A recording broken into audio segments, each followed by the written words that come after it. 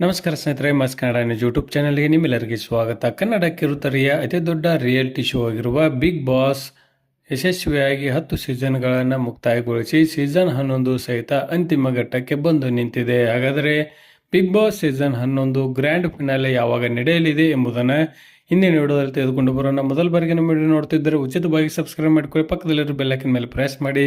ನೀವು ಸಹಿತ ಈ ರಿಯಾಲಿಟಿ ಶೋನ ಇಷ್ಟಪಡುವುದಾದರೆ ಈ ವಿಡಿಯೋಕ್ಕೆ ತಪ್ಪದೆ ಒಂದು ಲೈಕ್ ಮಾಡಿ.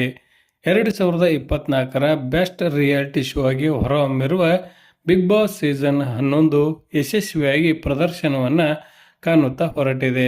ಇನ್ನು ಗ್ರ್ಯಾಂಡ್ ಫಿನಾಲೆ ಹತ್ತಿರ ಬರುತ್ತಿದ್ದು ಇದೇ ತಿಂಗಳು ಫಿನಾಲೆ ನಡೆಯಲಿದೆ. ಬಿಗ್ ಬಾಸ್ ಸೀಸನ್ 10 112 ದಿನಗಳ ಕಾಲ ನಡೆದಿತ್ತು. ಅದೇ ರೀತಿಯಾಗಿ ಈ ಸೀಸನ್ ಸಹಿತ 112 ದಿನ ನಡೆದರೆ ಜನವರಿ 19ರಂದು ಫಿನಾಲೆ ನಡೆಯಲಿದೆ. ಒಂದು ವೇಳೆ ಮುಂದುವರಿಸಿದರೆ ಜನವರಿ 26ರಂದು ಗ್ರ್ಯಾಂಡ್ ಫಿನಾಲೆ ನಡೆಯಲಿದೆ. ಏಕೆಂದರೆ ಈ ಬಾರಿಯ ಬಿಗ್ ಬಾಸ್ ಸೀಸನ್ ಒಳ್ಳೆಯ TRP ಪಡೆದುಕೊಳ್ಳುತ್ತಿರುವ ಕಾಲ 1 ರಿಂದ 2 ವಾರಗಳ ಕಾಲ ಮುಂದೂಡುವ ಸಾಧ್ಯತೆ ಇದೆ ಎಂದು ಹೇಳಲಾಗಿದೆ.